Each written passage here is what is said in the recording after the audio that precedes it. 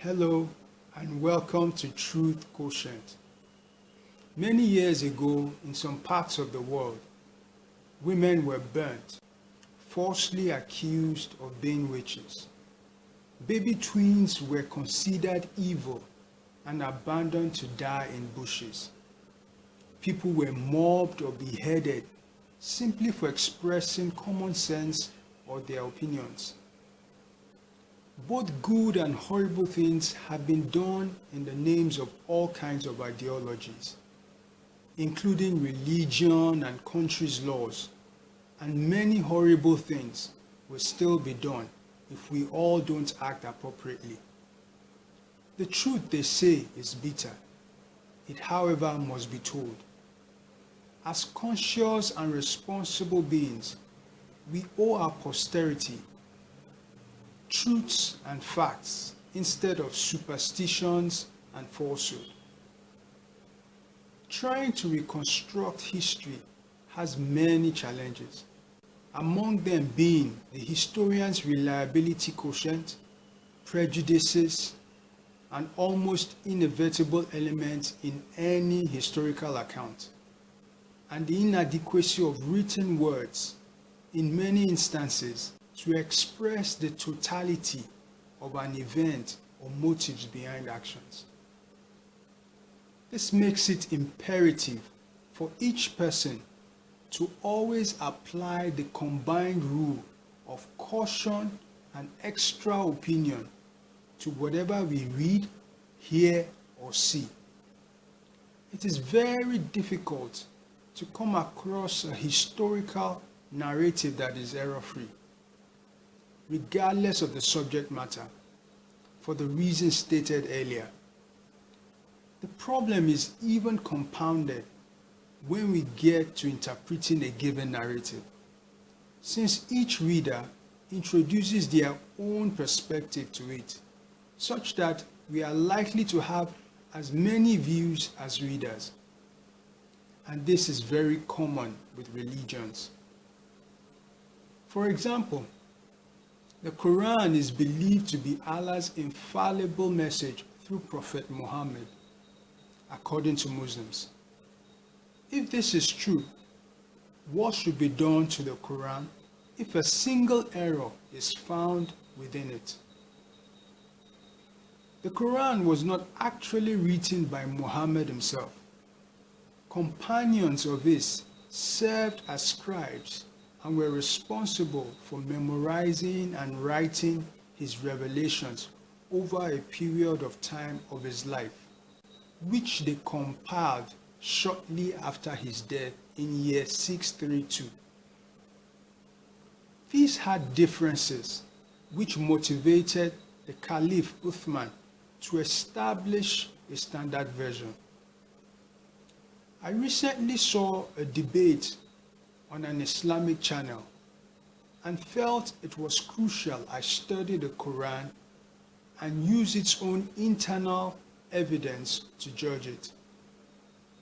In Surah 4, 157 and 158, they say Jesus Christ was not slain nor crucified, but taken up to Allah, contradicting itself in Surah 19:33, where Jesus declared peace on the day he was born, died, and raised alive. In Surah 21:73 and 90, reference is made to worshippers of us, in quote, indicating many gods and contradicting itself in Surah 21:92, where it says, worship me. In Surah 41:9-12, it makes unscientific claims, adducing the earth and everything in it were fully created before the heavens. Also, the total number of days for creating everything amounted to 8 days, contradicting other passages which say 6 days. Even if these days are interpreted as periods, it makes the earth older than the whole universe by a wide margin. What about the Bible?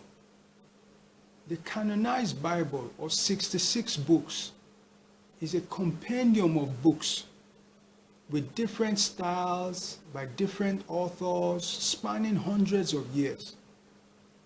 It's a collection of prophecies of scripture, poems, wise sayings, songs, personal letters, instructions, and historical narratives.